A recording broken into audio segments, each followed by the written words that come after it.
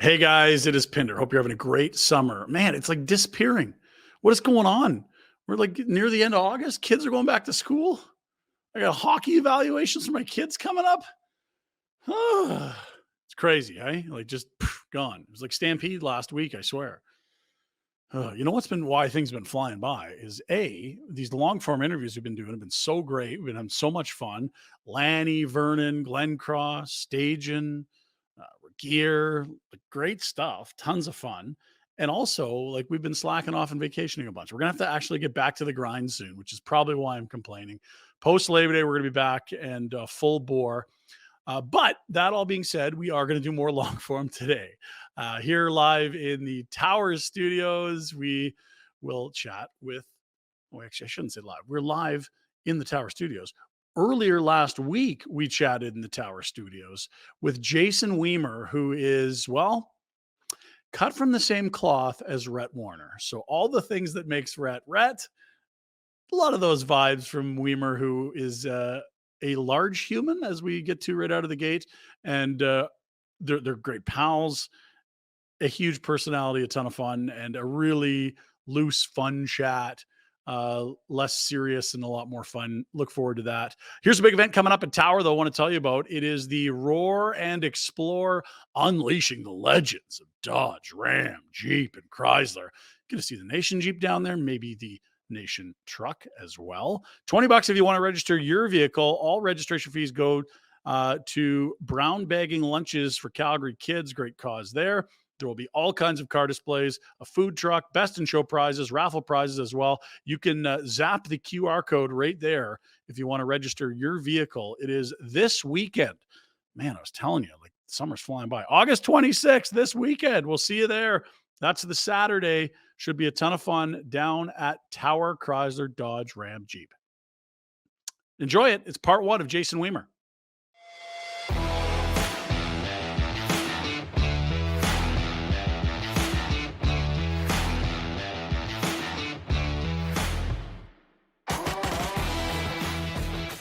I love this because you guys are old school is the wrong word, but when you talk about a Hockey Canada event now and the program of excellence, and all these kids have had agents since they're 12 and nutritionists, and this is my warm-up routine that I've had since I'm 9, and this is my skill coach here, and I've been at this academy. Like, you guys are just big. You like playing hockey, and you immediately strike a friendship up. It was, yeah, and it was one of those easier. Sometimes you run into people you kind of have like-minded with, and you feel like that's an easy. I remember the next year, it was our draft year, and the scouts, 3 or 4 of them that you're interviewing with, they're like, "So, who's a buddy?" And then I'd say his name, and that they're like, "Weird." He said the same thing. Anyway, it was one of those ones that it felt natural. So you end up getting drafted by Florida teams and probably see each other a bit early in your career. But before we get there, you were miles and miles apart in your junior career in the Western League. But I don't know that it gets much further apart than Saskatoon and Portland in the Western League. Did you see each other? Could you keep tabs? Or was it like, hey, that's a guy that I played with at this weird tournament? We never played against each other once or twice a year. Well, and we never played against each other as kids because you never used to travel all over the damn place to play. There was no spring stuff. I didn't know. We wouldn't have known each other. What did you go in the Bantam draft? Our Bantam draft was the first ever. Second. Was it second? Yeah. There was one the year before. 90. We were 91, and I think there was a 90. I think if that's right. Whatever the years were, because I remember the Darcy Mattersdorfer. Nope. He was a Fernie kid. I know just Charlie that. Played at U of L. Exactly. Charlie's older brother. Yeah. And I remember there was drop the year before because he was in the first one, and I think he was a top pick. But I was 5. I was 2 or 3. So you were the same Bantam draft. Yeah. Same Bantam draft. Big Chris Dingman was in there, wasn't he? No, Adam Smith was first. Adam Smith, Colin Cloutier. Clooch, that's right. It was Cloutier. And then there was some other guy that I don't remember his name. Anyway, you never crossed paths. So this would be the first time you'd see a name of a guy. Saskatoon area, like your provinces apart. Yeah. But then you played junior for a year, and we would have played each other as rookies in junior, but I don't remember playing. The only hockey information you got was the Hockey News. Hockey News, yeah. Yeah. The Hockey News would come out, and You might be able to find, you might be able to find your name in there somewhere, or you'd find, oh, who's this guy? Oh, Rhett, he's playing out somewhere in Western Canada. Like, there was no Snapchat and all these other these kids whatever. They're so all dialed in. talking They to know each who other. everybody's. Even kids in the city that are young, they know every good hockey player across town, across Western Canada, and they're 14 years old. Yeah, why not? I mean, like you said, the games are on TV, like are on everywhere. streamed online. Yeah. Yeah, if you make a nice play in a game, it's going to get on TikTok and Instagram, Twitter, wherever. Sure. So we talk about when I was growing up, I went to kindergarten and they asked who wanted to play hockey, raised my hand, small town, 200 people. The only thing going on was a rink. Kimberly, same sort of. Which town was that? Frontier. Oh, right. Whose name is outside of that town? That's me. Oh, did they change the sign? No, because you're thinking where I was born was Shaunavon. We didn't have a hospital, so we had to go all the way to Shaunavon for the hospital. Now, who's on the sign in Shaunavon? I can't remember who it is. It's not Rhett. Not me. Not is Haley from Shaunavon? Haley's and wasn't Sean Donovan from around there? No. My uncles got drunk one night and put up a home of Rhett Warner sign, and the town was not happy. But my uncle was the mayor, so he got away. I got away with it. He got away with it. Yeah. Perfect. It still hasn't come down. So. Yeah. So what was Kimberly like? Because Rhett's, people that watch this show or listen to it prior, they've heard a lot about Rhett's beginnings in a tiny little, I'm sure, stop signs and dirt roads type little town. But Kimberly's not that. No, Kimberly's a great town. It's changed a lot over the years. It started as it was a mining community and a very blue collar redneck town. And when the mine shut down, it's kind of transitioned into more of a tourist destination with golf and skiing and everything else that goes on out there. But growing up there was great. You talk about being the mayor. Dad wasn't the mayor, but we knew everybody. So we had the keys to the rink. So, kids now are doing all their extra ice and all the extra bullshit that they do. We had the keys to the rink. So every day before school, the deal was, my dad would push me, but it had to be my choice. So if we were going to go to the rink, he had the keys, but I had to go downstairs, make myself breakfast, go outside, start the truck, come inside, make a pot of coffee, then wake him up. Really? That's a good little setup for Dad. Yeah. Then we go to the rink, but we weren't going to the rink to just piss around and shoot pucks. Yeah. If you're going to go, we're going to go work.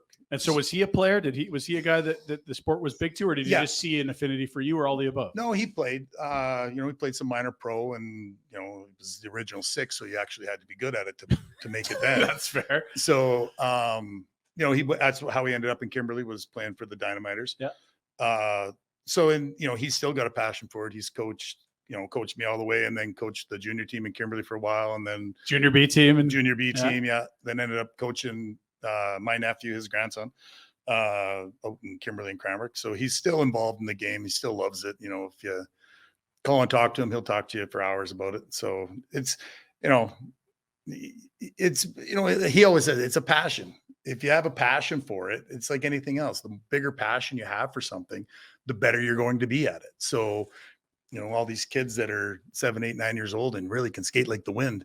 Well, if they don't develop the passion for themselves to really want it, it's just a skill. It's just you need that passion with it. Right? Yeah, I think you see that in a lot of players nowadays. Passion. The kids are as talented. Well, they're more talented than ever before. Mm-hmm. The thing that holds them back is that they don't truly have a passion for it. It's just something they do. Well, and it's almost like they get fed it too much. It's too much. I agree with that. And I think it's also, if they're treating it like a business from the time they're 10 to 12, why shouldn't it look like they're businessmen? No. Like, this isn't their passion. This is what they want to do for work. They're contractors. Yeah. I have an agent. I eat this way because I know what's good for my business. I train this way because I know what's good for my business. So if you're watching me, I should look like a businessman. Am I making too much of that? 100%. And that goes, when you get to a higher level, what are you willing to sacrifice for your business? Mm-hmm. So is it the team or is it the individual skill? So it's it's in a different spot right now. Like when we were growing up, we didn't have skills coaches. We didn't go and do all these different skills things. And when you went to your team practice, it was team skills. It was, how do you fit into your team unit and your team? What's it going to do? I said to my nephew the other day, because he had the stick out and he's picking the puck up and doing all their dangling bullshit that I still can't do. Can't. Yeah. Like, I don't even know. I wouldn't even know where to start. I said, if I would have tried that when I played, I wouldn't have made it to the bench. I'd have got shit kicked before I got to the bench. Take your gear off. Oh, not even take your gear off. Somebody would have come off the other bench, kicked my ass for showboating and trying to make somebody look stupid. So I like where it's at, that there is some more skill involved in the game. I mean, the game's in a good spot. There's lots of skill and it's fun to watch. But I do miss a little bit of the hate. Well, and back to Kimberley, the small town, there has to be another town rival. Who was the Kimberley rival and who were you having to beat up on? And it was Dinktown, Cranbrook. Oh, yeah. You know, it's because they're right beside each other. Oh yeah, you could mistake them for apart. The same. No, you can't mistake them for the same. They were pretty good though. They had the Niedermeyer brothers were there, so it wasn't like we would go down and beat take the piss over out of Cranbrook. It was go down and take a shit kicking and limp home. So they were good, but that was the rival. You know, growing up in Kimberley, playing against all those guys. But you know, coming from a town of 6,000 or 7,000 people, and Cranbrook maybe having 25,000 people, in a 5-year gap, we kicked out like myself, the Niedermeyers, John Clem, McBain brothers. Like there was a list of Lukowicz. Do you think that there's like, they say like the Canadian soccer team or doing well, or the Raptors doing well, and then the kids start to fall? Do you think that you know, there was your dad, and that's all kind of the same age group, so all those guys probably moved there either to play hockey or for the mine or for the business. All of a sudden they have kids. Now they build up that so in St. Louis a few years ago, all those alumni guys had kids, and then they start coaching all these St. Louis teams, and now you got the Kachucks coming out in there. I think they had like 7 kids in the first round from St. Louis over a couple of years. Like I totally believe that's a thing. You got the good genes, and then B, you surround them with people that understand the game. The kids grow up in dressing rooms. Like, I agree with that too. All those guys that went there to play for the Dynamiters, and there was a team in Cranbrook, the Colts, they all became dads. Those were the coaches. Those are the guys. So you're implementing that passion you're talking about, but then you've got the competition. So we had Kimberley and Cranbrook that both had pretty good teams. And if we were going to compete, we had to be better. So it was go to the rink in the morning. It was, you know, we are going to work at this so that we can compete against these guys. And that only elevates everything. So it was a great situation for me. So you battle through Kimberley. You got to beat the piss out of the Niedermeyer boys in Cranbrook. Try catch if you could catch them. You're not gonna catch Scott. Rob is a big boy too, though. Rob, very different. It didn't have the pretty stride. But he was fast. Was he? Okay. He was so thick between the tits and knees. Like he could. Could he skate? So powerful. Like it was and long, but it didn't look like Scott. Right. Like when Scott skated, it was just picturesque. Yeah. Oh, it was gliding. He'd start picking up speed, and you'd just go, wow. Bye. Have fun. So, okay. Before we switch gears, the Bantam draft, 1991. Adam Smith, number 1 overall to Tacoma. Didn't play in the NHL. Number 2, Colin Kluche. Didn't play in the NHL. 3, Jason Wiemer. 11 seasons in the NHL. 4, Dean Kletzel. Didn't play in the NHL. 5, Rhett Warner. 12 seasons in the NHL. You combined have over 1,400 NHL regular season games. And, and we both talk about it a lot. And we referred to lots of youth hockey already. But almost every time the draft comes out, it's like so many kids are disheartened and beat down. And I didn't get... Forget about that. It doesn't matter. That list showed you 3 of the top 5 picks in Western Canada didn't play a single game in the NHL. Yeah. And that's not an anomaly. No. I remember my year, it was Justin Mapletop, and he was a dominant player, and he was phenomenal. And it was like, no, not an NHL career there. Yeah.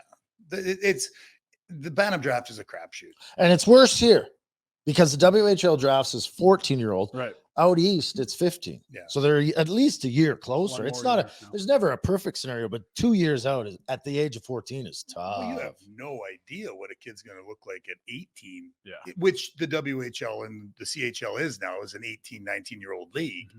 It's not when we played, we would have quite a few 16 and 17-year-olds. It's gotten a little bit older. Now, like what does the kid look like from 14 to 18?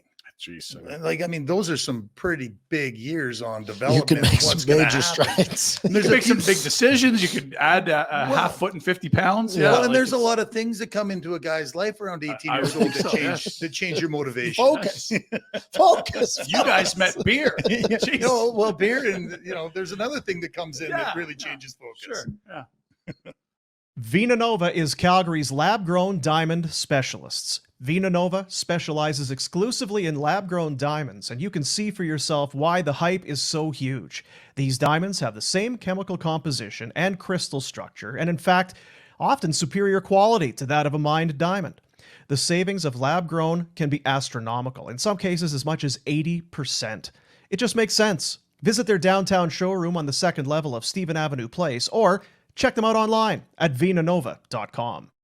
The third annual Honda and Acura Show and Shine is coming to Village Honda. Save the date, August 26th, a Saturday, as the finest Hondas and Acuras in the city will be on display. Family friendly and no charge for spectators either. If you want to register your vehicle, it's only $10. Love it. Visit Village Honda for more information and to register if you want to get your car in there. You can also RSVP, all at villagehonda.com, and proceeds go to the amazing Subi Foundation.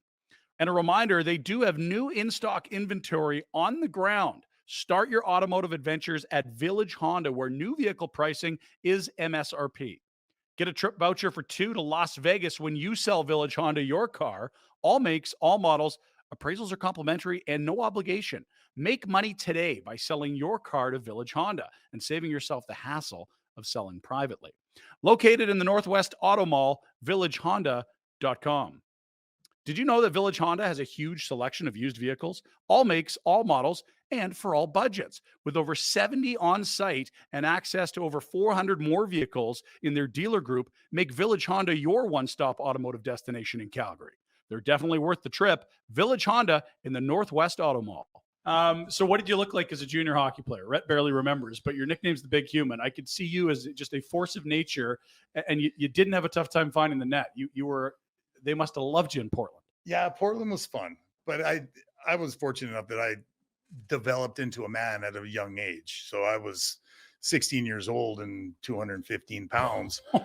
And that part was easy. So I could play that power forward in junior, where you were playing against guys that maybe weren't as 170, yeah. 180. So that played into it a little bit. So Portland was fun. It was. You had good teams. Did you made it to the final the one year, the Dub final? We made it to the Dub final. We lost to Swift Current. They gave us food poisoning. That was cool. Oh, Imagine that. Like, we go in for pregame meal, and like 8 of our guys out of our team come out of pregame meal for game 7 with food poisoning. just a coincidence, Jason. It's got to be Speedy Creek. So yeah, we had good teams. Like my second year, we had 6 guys with over 40 goals. So would you have run into the Kamloops teams every year in like the final of the West? We beat them the one year. Our first year we beat them to go play Swift in the final, and my second year we lost to them. That was the year they had Aginla and Tucker and Huska. We found out Huska. Who was the goalie? Passmore? Steve Passmore was in net. and Nolan Branch, Baumgartner. Rod Branch for a while there, wasn't he? Maybe missed That would have been, I think, before. Okay. I think. So yeah, they went on. That's when they just started to turn their corner, Kamloops, and they won the Memorial Cup. They walked through it that year. But they had a good team. So you score 45 goals, 96 points, 236 penalty minutes. I think you're ready for the pro ranks, sir. Yeah, well, I had Scotty Nickel as a centerman. And so of the 236, he was probably responsible for 200. He starts it, you finish it. Oh, God. One of the greatest Well, a guys. little pest, too. Oh, I he's liked a he little- played with edge. Yeah. Oh, I mean, everybody would love the way he plays, and he's just an awesome human. But he would wade in, and it didn't matter who it was. He would be in there giving her, and it's like, Jesus, Scotty. You're not going to have to deal with it, like, or to go chase like Belak around. It's like, no, you're on your own. Like, no, I'm good. But he was, we had great teams. That was great. So another buddy of Rhett's, Shannon Brisky, was our other winger. So it was me, Scotty, and Brisky was our line for my second year junior. And so Scotty had, I think, whatever I had, like 95 points or whatever, and Scotty was right at 90, and I think Brisky had 30. Oh, I'm not sure how someone's got that's to play even- defense. Yeah, guys. That's Come on. it's the focus thing we just talked about. He maybe. Not sure how that's possible. Yeah, maybe the focus. He'd lost a little of his focus. No. No, Portland was Brent Peterson was our coach. Brad Isbister actually brought this up to me a couple of years ago. He was there with us, and we were getting in shit for something. We weren't playing the way we should, or not playing well. And so Petey calls us in, and he's kind of giving it to us. And he said, he's like, you guys are going to miss this. It's like, right now is the time of your life. This is when it's the best. You've got no responsibility. You've got no real pressure. You're playing the game you love, and you've got a good team. This is the time of your life. Don't fuck it up. Yeah. And, us being 17, 18 years old, we're all going on to careers, hockey careers. 1,000 games to come in the NHL. What are you talking about, the time of your life? And Izzy brought it up, it was a couple of years ago. He's like, remember Pete having that conversation? It's like, yeah. He's like, man, he was right. And you look back on it, and he was, because it is just that. There's no pressure. There's no shit weighing you down. You're just going out and having fun with your pals and playing hockey. You're surrounded by peers that are doing the same shit that you are. The biggest stress you have is maybe your math quiz on. Yeah. I'm sure you were I stressed was right out. really about worried that. about. I was Yeah. so skilled. It's in affected school. him a ton. Yeah. But even riding buses and stuff, you think about doing. Oh my god, that'd be hard. And this was not a concern. Playing Got on cards, the bus. It having was fun. all. It was, bullshit with your pals. and you talk about the buses and the dumb shit that would go on the buses, which was humorous. And you think about riding from Brandon to Portland. A couple days, right? Yeah, it's like a 30-hour trek. It's not fun. But when you sit back and think about it now, those are the times you actually remember. Oh yeah. Like, I remember that happened on the bus. I remember that was on the bus. That was part of your bonding. It was, bringing the guys together, and it was a lot of fun. I say that about the game now. Do you remember when you got your own room in the NHL? Yeah. You're like, this is Okay, great. so for people that don't know, when you come in the league, you'd ever admit, what did you have to get to? Was it a games played? Was it service time? Was it 5 or games- 600? 10 years. Was it 10 years or 600? 10 years. It was a long time. Or like 500 or 600 games. Okay. Something like that. Yeah. So, but what you're saying is you've got to be not only you got to be established veteran before you even think. Well, and about I it. think I don't even know. Was it that way when we started? No. No, It this was after That the was lockout. That was after 04 Oh, that that So came in. you negotiated, you got that. So that was part of We got the. a salary cap, but we got our own room after 10 Yeah. years. I bet you, yeah. Give them the rooms. We'll host them for Good hundreds trade. of millions over the next Good decade. trade. Yeah, worked out well. But the point I'm trying to make is you talk about the bus rides and being around with your buddies. I think that part of what's missing with today's game, my best friends from hockey, most of the time I roomed with them. Yeah. Having those roommates and going back to the room and bullshitting with those guys and having those conversations, that is some of the best stuff. It's better than staring at your phone, right? Exactly. Well, And now yeah. you get better sleep for sure without someone else in the room, but you miss out on so much. Like, who are your roommates? Who's your first roommate? My first roommate, oh, this is great. Denny Savard Like, Come on. are you kidding me? and chain smoking. It was amazing. I had to hang my suits out the window. So I didn't. This was a different era, fellas. Oh, Like, yeah. you realize that now. So, there's no one chain smoking in the NHL. like, right it was now. like, can you see the TV? Yeah, kind of. like chain smoking. I'm not shitting you. I hung my suits because you used to smoke in the bar, right? Yeah. So I'd That's have to hang my suits outside the window so it didn't smell like I was at the bar the night before. Yeah. Like, Just and go he's to- just lighting one after another. Hey, kids, this bothering you? I'm like, no, You're Denny. Denny Savard. Yeah, it's fine. No, sir. Yeah. Everything's fine, sir. So Terry Crisp was our coach in Tampa my first year. Speaking of Denny, so he was my centerman as well. So I don't remember who we were playing. Whatever, we weren't doing very well, and so in between periods, you can hear Savvy go in, and we weren't. I don't know. We didn't have that much ice time, or to his liking. He goes into Crispy, and he's just losing it on Crispy, like just up one side and down the other. And I'm sitting there. I was 18 years old, going, "Holy shit! Like, you're allowed to talk to a coach like this? Like, this is great."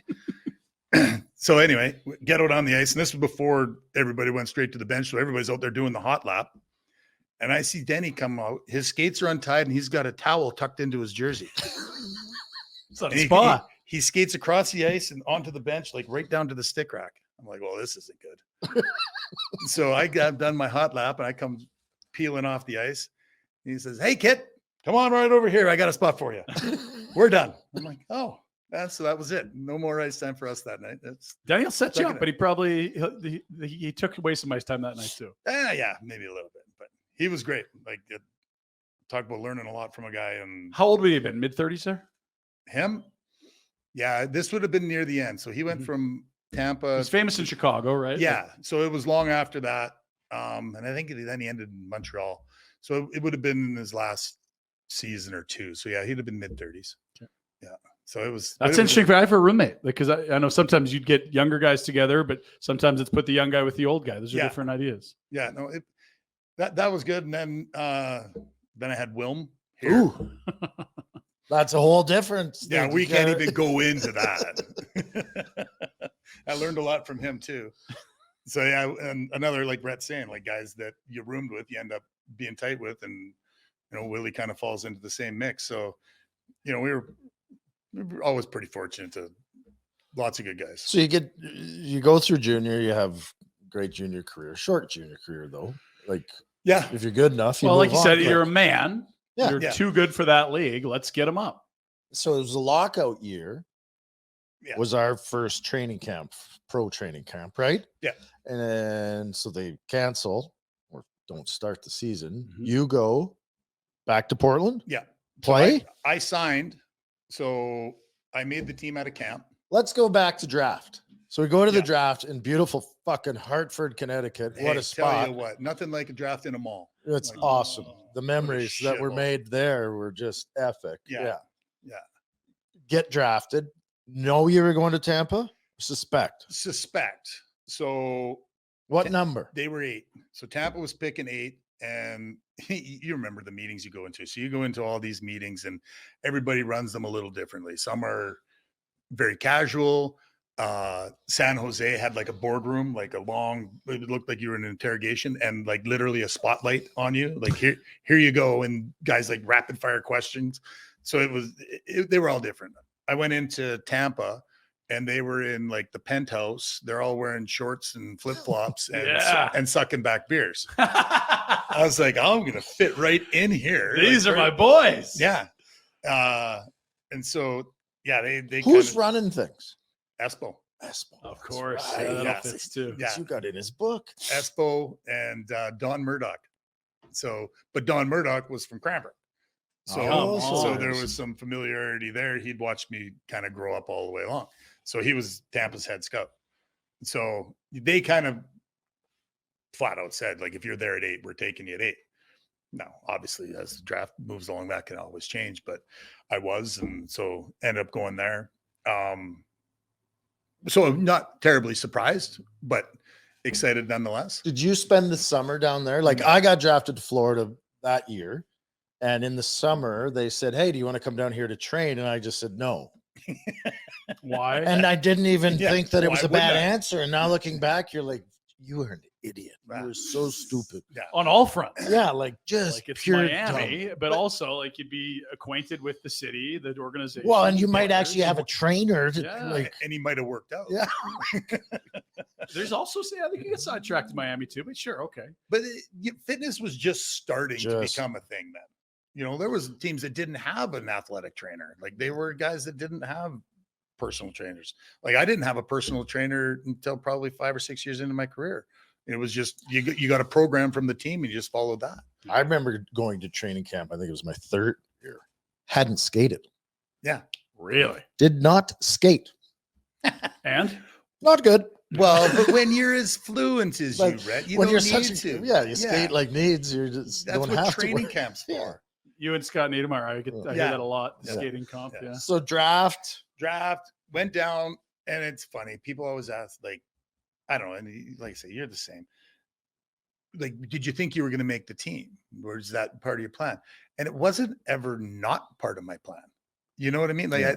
I always, whenever I went to play somewhere, Well, this is where I got to play. this is where I'm going to play. Like get cut? No, not going to get cut because you do what you have to do to stay there. You've never been cut. Why'd you be cut No, now? not would I get cut now. So I went there and, with the intention of playing there as an 18-year-old, going to try and play a power forward game.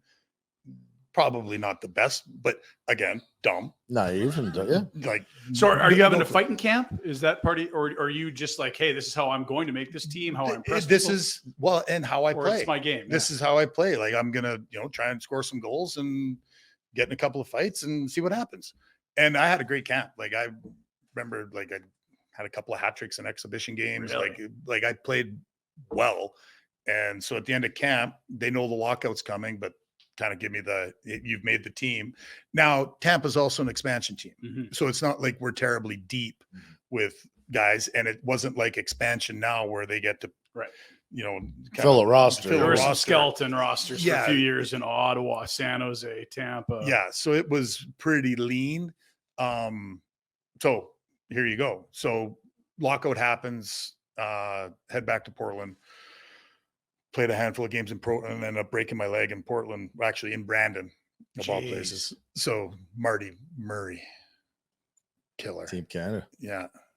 It was stupid. Fell behind me and went into the boards awkward. But so took the rest of that would have been like, I'm gonna say November-ish. I think you played 14 games. Yeah. And you had 10 goals, and then the leg. So then healed that, and then I got back to playing. I think we went back in January, and I was playing probably mid or late January before I was back. So you didn't miss much because of the lockout. Because of the lockout, I didn't miss much of the season. I think we had a 48 game season. And I think I played 35 or something. So I missed the first little bit. But it was an awakening. Like, playing as an 18, 19-year-old in the Western Hockey League, playing a power forward position. Okay. Do what you want. Do what you want. Well, play that against Scott Stevens. It's a little different operation, where, I've seen that move. No, thanks. Or, I'm going to intimidate you. Probably not. So, should I have been there? Absolutely not.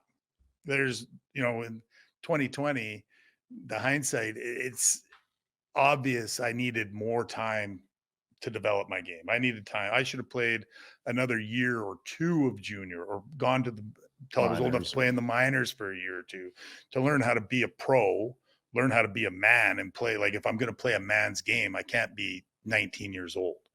And then my roommate in Tampa was Chris Gratton, who was a year older than me. Oh. And so it was, here, you guys get a house together and get cut loose in FLA. Okay. So it was Another tough guy too. Yeah.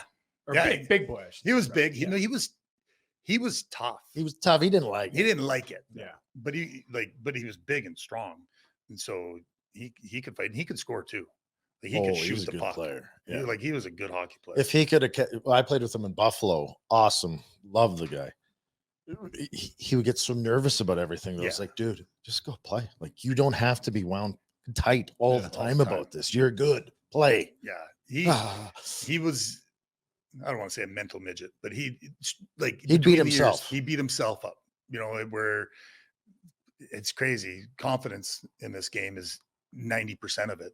Because skill level, the difference between skill level between the greats and the goods, there's, a difference in skill level. Between the goods and everybody else is opportunity and confidence. Like, that's The best guy in the American League ain't that much different than the guy in your third line, right? no. I mean, he's not that much different than the guy on your second line.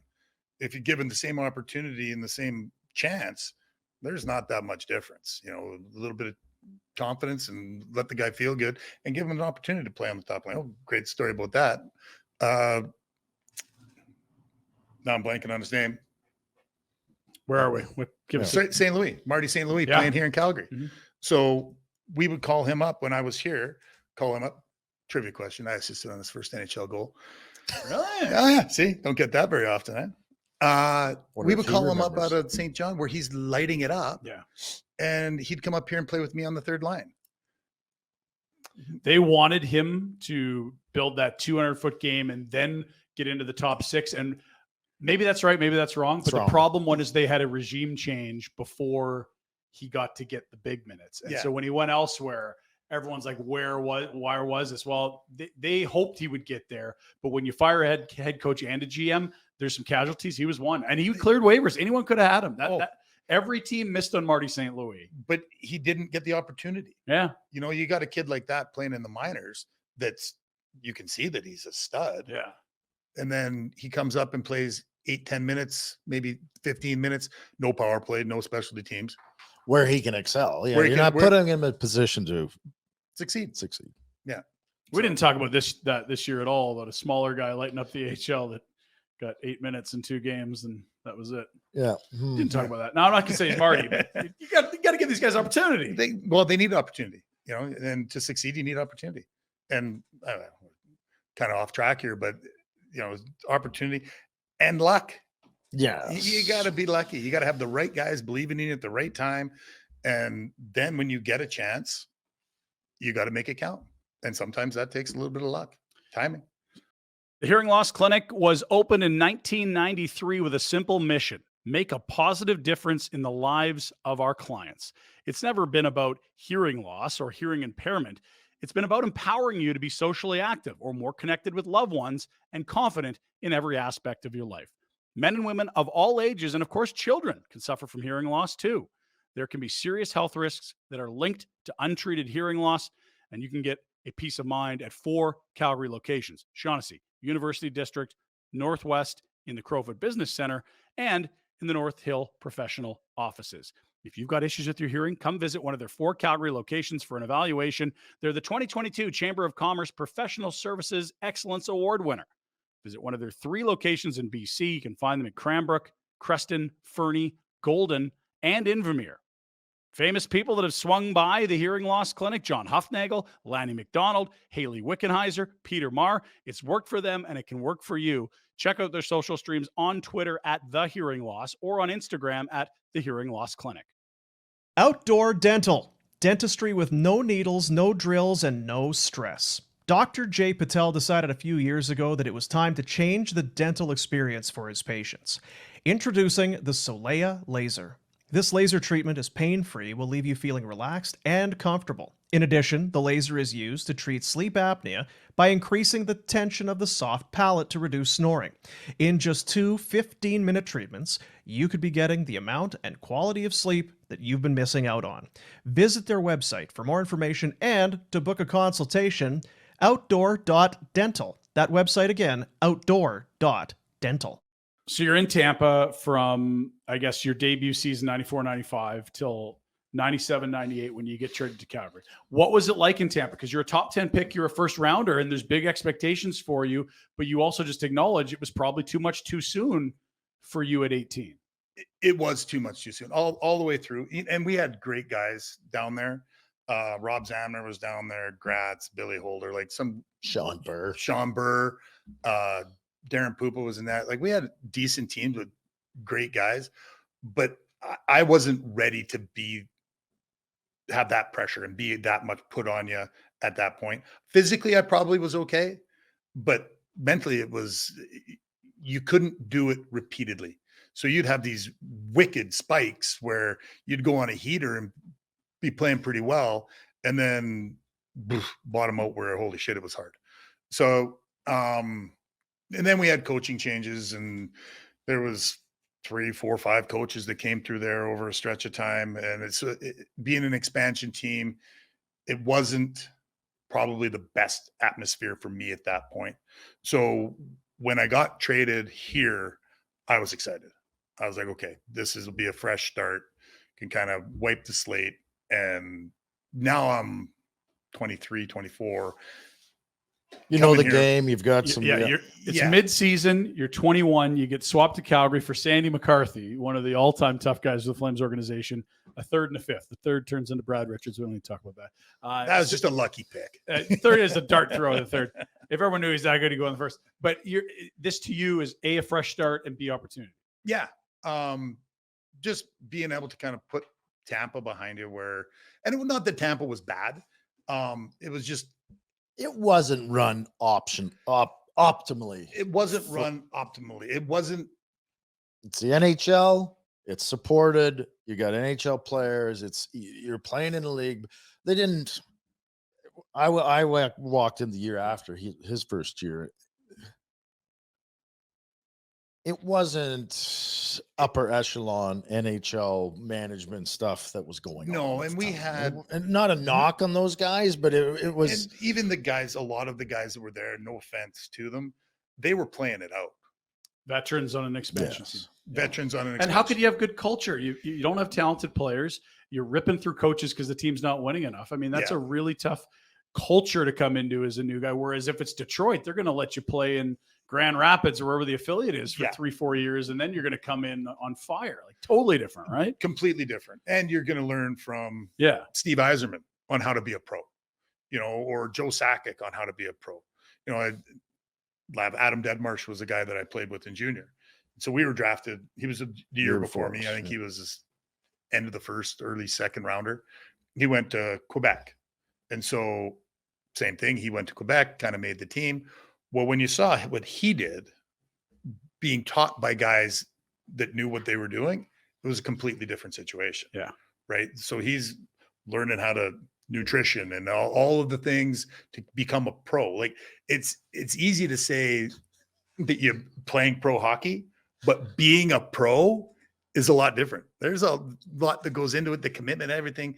So it's I'm chuckling because Deadmarsh and nutrition don't typically. they don't. His nickname was Piggy for a reason, and it wasn't because he was a wicked human. God, maybe not entirely, but his work ethic and everything else overshadowed maybe having the dog. The odd choice. Yeah. So you get here, it's the year after, I believe, that Jerome's made his debut, because I think Jerome played in the playoffs in 96. They called him up from junior and he played the 2 home games. They got swept by Chicago. That was the last year they made the playoffs until they did again with your group in 04. So I don't know where they're trending, but Jerome at least you've got the great young hope has arrived the season that you arrived. Well, He we're was there supposed to at be the the young guns. We were the young guns. Yeah. Yeah. We were the young guns. Like Theo was still here. Yeah. So we had, we were a decent team. We were pushing for a playoff. When I got traded here, I think we had 12, 14 games left. The deadline was a little bit Who's later. coaching? Brian Sutter. Brian. And Brian's awesome. He's just go get him, boys. Maybe not an X and O's coach, but he'll band you together. So loved getting here. The group was great, and we were close. I can't remember the exact points, but up to like 2 or 3 games left, we were still sniffing. Yeah. And so we were playing meaningful hockey, just we fell short and ended up not making the playoffs that year. But we were young and we were improving. We were kind of banding together, and you could see that we had lots of great young D. We had some talented guys up front. And then the next year we had more guys come in that, it felt like we were starting to build. Yeah. So you got like the Gauthier, Derek Morris, Ginla up front. Like you could see there's some pieces here. There's some pieces. Yeah. I can't remember if Savvy was here yet or not. Mark Savard. Matt Domicelli was here. There was a list of young guys and a lot of guys that we'd seen in the Western League because Brian was running the team and Al Coates was the GM. So it's kind of heavy Western, which was great because it's, like I say, familiar faces. Cale Hulse was here. Nylander, Stillman, Hulse, Abilene, Patrick. Yeah. Sam, Joel Bouchard on the back end, Val Bure. Yeah. Yeah. So we were, like I say, I thought we were trending in the right direction, and then we get a bunch of change again. Out goes Coates, out goes Brian, out goes Marty St. Louis. Yeah, out goes Marty St. Louis, and then it's kind of start over. So a few different coaches changes, and that's always hard. When you got coaching change, you have uncertainty. Where's the gel come from? And that's kind of where we fell into, and then we had guys. Who's goalie? Well, that was the problem. Freddie? Well, Freddie, amongst others. Vernon came back? Vernon came 6 back. or 8 goalies one year. It was everyone that came got hurt. Supposed to be Kidd. Nope. Kidder was gone. Gone. The one year, we had like Tabarachi. We had Tyrone Garner. We had Freddie. Musati maybe. Or Trefilov. There was a bunch that year. We had Kenny Reggett, like shit, we had Grant Fuhrer for crying out loud. Like Everyone was hurt. It was unbelievable. Like I don't think Freddie gets found unless there's like 4 or 5 injuries that year. It was like he was from the depths of the minor league system and played great and earned it. But that was his opportunity. If there's not injuries in Calgary, I don't know that he plays in the NHL with any substance. No, absolutely. And he did come in and play well. Yeah. Like he was lights out. We were like, who is this? And then he just started lighting it up and it was great. And it couldn't happen to a better guy. Yeah, everyone loves him. Yeah. Freddie is one of the best people in the world. And so it was fun, but that was great too, because we were all young. You know, we were all 24, 25 years old, and it was fun. Like we had a great group of guys. City different? You know what I mean? Like I came here in 2003, oil and gas sector seemed like it was just booming. Go to the finals, their house of buzz. I don't know what the city was like prior. The Saddle Dome was different. Like when I remember playing here. When I got here in 98, 99, we called it the library. Like they had the upper bowl sectioned off. They had it tarped off. They didn't even sell tickets up top. Yeah. And people sitting on their hands. I remember a buddy of mine and my brother came to a game from Kimberley. And so it was one of my first games here. So they were all jazzed up and having a few drinks. And I don't know what happened. I don't remember if I scored or got in a fight or something happened. So they're standing up, hooting and hollering and yelling and screaming. And the usher came down and asked him to keep it down. Don't be and so my brother and my buddy they sit down. They're like, oh, sorry. Somebody stands up. He's like, what the fuck are you talking about? I'm at a hockey game. No. Insane. With some dark years there were. Well, there was talk it wasn't going to stay. Yeah, that was the Save the Flames campaigns and things like that. Like it was, you asking about where the city was at. I mean, that was probably the darkest 7 years the franchise had, because you were just this extremely well-run organization in the 80s that built to that championship. Then all of a sudden salaries become public and guys are saying, whoa, I can make what? You know, Neuendijk's gone, Suter's gone, McInnes is gone, Gilmore's gone. Like you lost that whole core. Then you don't make the playoffs for 7 years. And like, there's not a lot of sports and a lot of leagues where that's not going to take the wind out of the stadium, the city, the franchise. And it did. And the economy wasn't good. The Canadian dollar was the shits. That's right. Yeah. So, you know, the team is expenses are all American, but the revenue is all Canadian. Mm-hmm. That's right. It didn't make a lot of economic sense for the team to be here. So it took a lot of work for them to manage to even save the franchise, which was great. But then I think it was your guys' 04 run that kind of switched the flag again. 100%. Where that bled life into it. And it's definitely a little more white collar in there. Yeah. Where it's a lot of corporate money. So, but it's full again. She was rocking in 04, I'll tell you that. Peter Klein at McLeod Law. You may know Peter as the personal injury guy, but did you know that he's also the go-to guy in Calgary for your disability insurance claim? If your long-term disability insurance company is refusing to pay insurance benefits to you, contact Peter. He will get you the disability benefits you paid for and deserve. Get Peter on your team and let him get your peace of mind back. 403-254-3864 and online at mcleod-law.com. So first stint in Calgary, then you get traded from Calgary to Florida. Calgary to Florida. You missed the Rhettster by how many years, sir? Oh, that was after. Two or three? Came back to Rhett. No, I know. I mean, in Florida? You were already in Buffalo. Oh, yeah, so 99 I left. Yeah, so you missed by a couple seasons. Yeah. It's, by the way, with Val Bure. Yeah. For Rob Niedermeyer. Rob Niedermeyer. Damn Cranbrook son of a gun. Yeah. Got me again. So I had the opportunity to go down there and play for another Sutter. Played for Dog down there, which was great. I really enjoyed playing for Dog. And we had a decent team. You know, we were kind of, again, in the middle of the pack, but great group of guys. Both the Bure brothers. I was going to say, we're both Bures. So, wow. Both Bures were there. Yeah. Which was entertaining. Give us some intel on them, because like Val was the quieter, and, you know, he marries Candace Cameron and he seemed very polite, but Pavel was a superstar and no one's ever really had much clarity on him leaving Vancouver, where he was like a god. You know, they couldn't be more different. They are not, like, personality wise, body physique wise, nothing about them says that they're even related. Yeah. You know, great guys. Pav gets a bum rap. You know, a lot of guys thought he was selfish and a bit of an ass. I loved him. You know, he was one of those guys that if you call him out on his bullshit, he'll actually respect you for it. Where, you know, other guys would, well, it's Pav, let Pav do Pav. I was like, oh, screw that. You know, call him out on Juice him a little bit. Juice him a little bit. Yeah. But so I got a Pav story. So we were playing in Toronto, and Tucker comes in and elbows Pav in the mush. Like, just all but knocks him out. So shortly after, part of my stick grazed the front of or side of Tucker's head.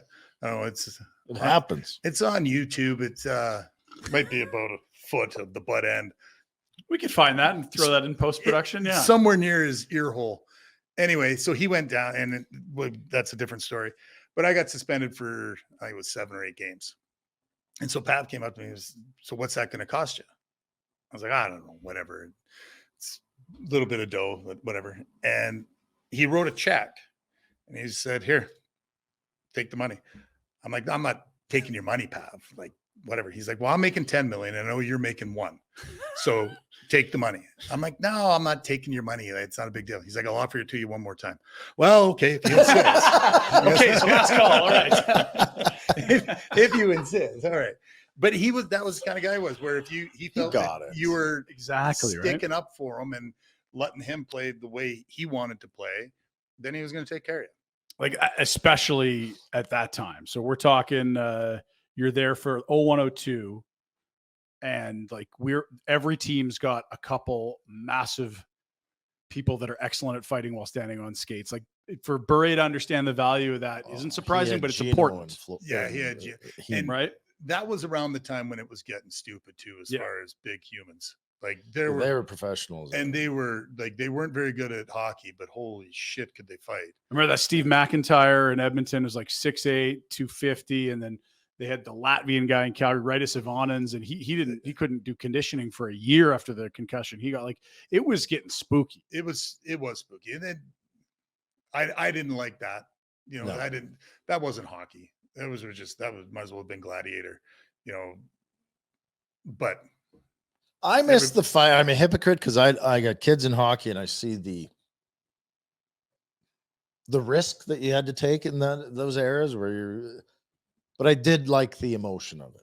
I liked I'm mad at you, so I'm going to F you. Let's go. I'm going to punch you in the nose. Yeah. It's going to make me feel And that's better. the real fights. The problem wasn't those. No. The problem was, hey, it's the second period, 20 minutes on the clock, drop the puck, 2 guys go. Yeah. Because it wasn't anything upset. No. It was called staged fighting. They were great fights. They were great fights. But it had nothing to do with emotion. No, it had more to do with, do you want to go to a boxing match? Yeah. Like, we got 2 big dudes here that are going to have at her. You might want to watch. I love boxing. I like UFC. I like all that stuff, but it wasn't a hockey related incident. No. And it was always good to watch, like you say. I enjoyed watching it. I enjoyed seeing those big guys. I enjoyed not being I didn't part of enjoy when they came and asked me. I was going to say. Yeah, I had no problem saying no thanks. Your nickname's the Big Human. You're calling these guys the big guys. Oh, those guys. It was insane. Like, they were talking 6'8", 6'9", like 7 guys that are 250, 260 pounds.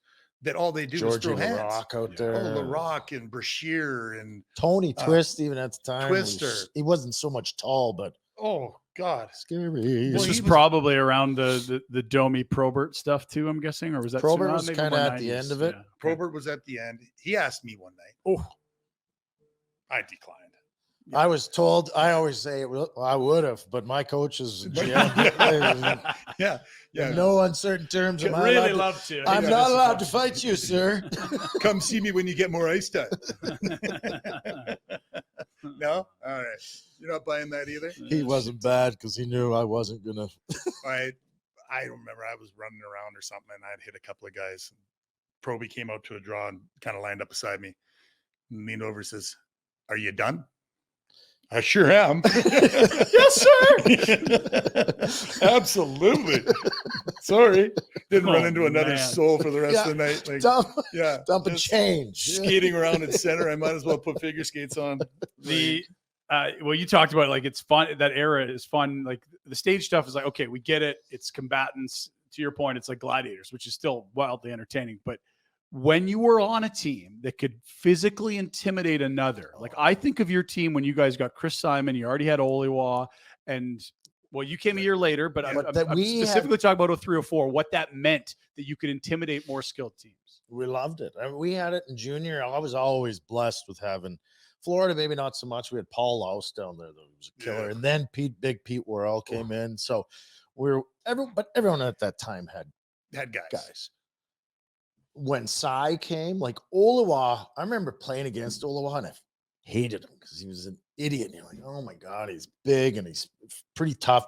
But that year, Oliwa beat the piss out of a lot of tough guys. Yeah. And then Simon came and it was like, we were laughing going into rings because it was like, get out of here. What are you going to do about What it? are you going to do? But, you know, it was when you had the big guy that was just out there to fight. But if you had big guys and tough guys that could play, that's where Simon was key, right? That's where Cy was key. And those guys, now they can intimidate you, not just by fighting, but they can get in on a forecheck and bang some bodies and intimidate you by their play. Yeah. Where they've created now so much room, like deer's backing into the top of the circles while you're coming across your own blue line.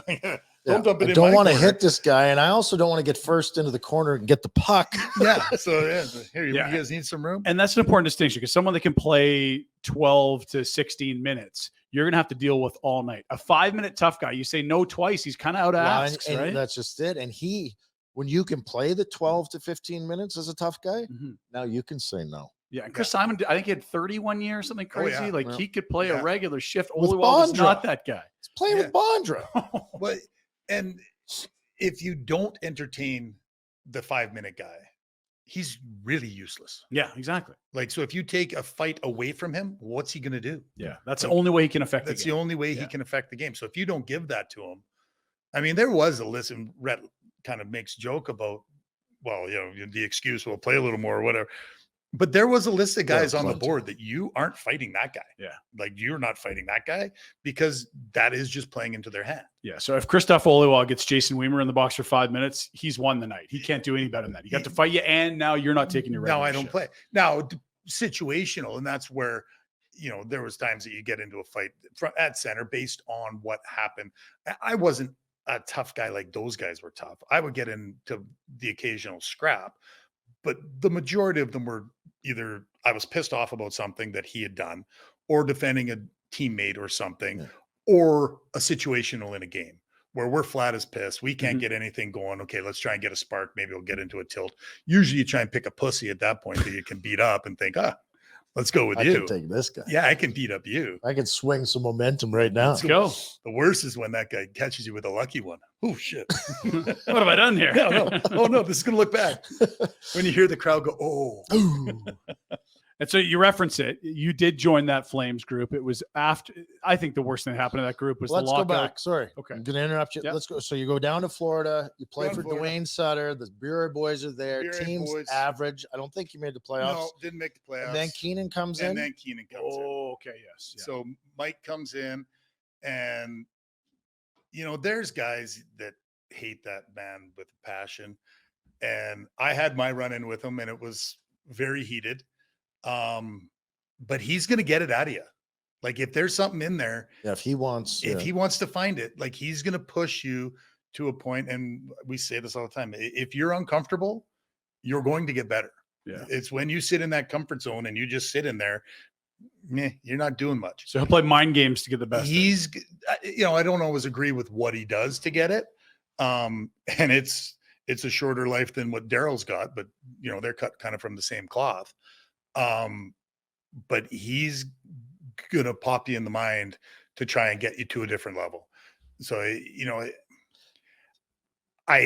looking back on it at the time, I was like, this guy's an ass. I can't stand this guy.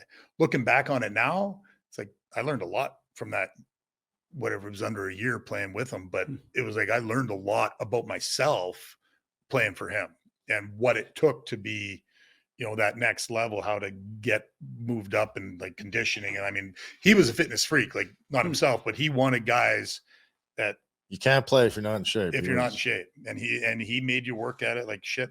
We'd have to ride the bike after games. He had these bikes that had like key cards in them where it would record what your output was on the bike, and everybody was required to do a certain amount after games every time.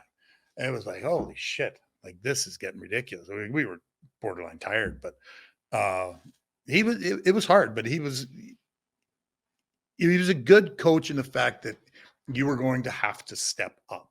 You know, mediocre for him wasn't good enough. So he and I got into it in San Jose one time. Matt Bradley was playing for San Jose and he was having a game. I don't know if he had a hat trick, but he had 2 for sure. And, you know, was running around. I wasn't playing at all. I was stapled to the bench for the majority of the. You're Denny Savard. You had the towel. Yeah, I should have had a hot dog in my hand. Like I wasn't doing a thing. And so I would play left wing center. And he kicks me in the ass and says, go out there and play right side. I'm like, oh, really? All right, whatever. So I go out and I beat up this Bradley kid. All right, fine. Get into the locker room after, and I'm seething mad. Like I am on a 12.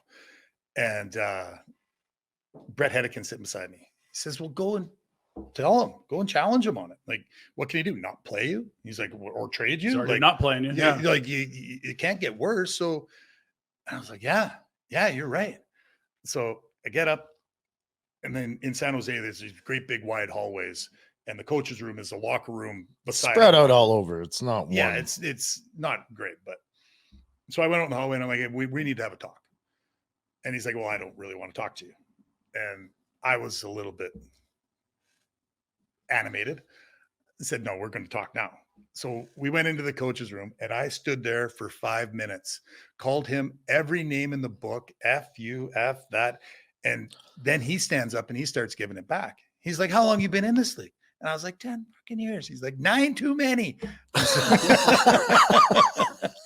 so it was on. Like we were screaming at each other to the point, you know, the ends of my fingers are going numb. Like I'm clenching my fists thinking, am I going to stroke this guy? And I still have my skates on. So I'm 1.5 foot taller than him. Oh, yeah. And I'm thinking, I think I might just, it's coming. Yeah, I might send one here. Knock this guy out. Yeah. And so anyway, he stopped it. He was like, okay, enough's enough. Like we're going to say something we regret. I was like, I don't think so. I don't regret anything I've said so far.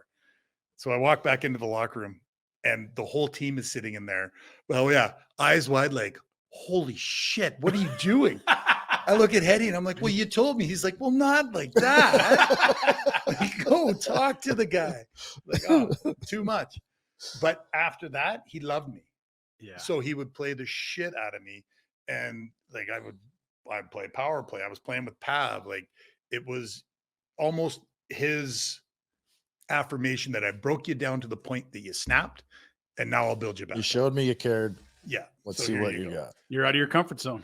It was, I think I got him out of his comfort zone when I was standing with him. That's probably true too. Hey guys, fantasy football draft season, and I've got some ideas percolating for our Betway bet of the day. I love me a young rookie running back. These guys generally get more hurt and less effective basically from the moment they step into the league. And I am all in on Bijan Robinson, the Atlanta Falcons running back, who they took very early in the draft and who is going to get to run behind a line that did very good things for no-name running backs last year. Bijan to win the rushing title in the NFL, 1,100 plus 1,100, 11-1. You're telling me for a rookie to go win the rushing title? It's not that crazy. I'm dancing all over that one on Betway today. It is the responsible way to bet. Betway, 19 plus, Ontario only. You know the rules. Have some fun.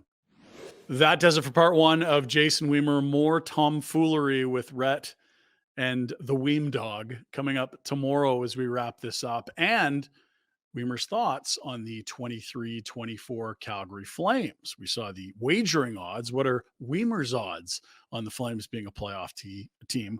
We'll dive into that tomorrow right here on Barn Burner on Flames Nation.